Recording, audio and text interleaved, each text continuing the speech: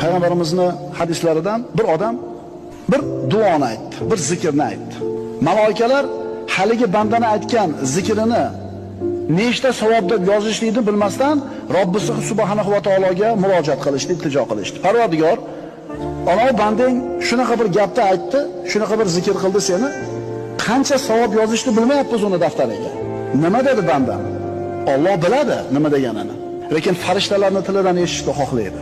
Banda aytdi: "Ya Robbi, lakal hamdu kama yanbaghi li jalali wajhika va azimi sultonik."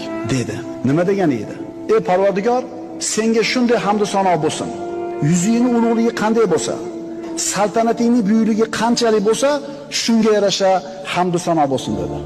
Shunda farishtalar qancha savob yozishni bilmay qolishdi. Chunki farishtalar ham bilishmaydi Alloh taoloning yuzi qanchalar ulug', saltanati qanchalar buyuk.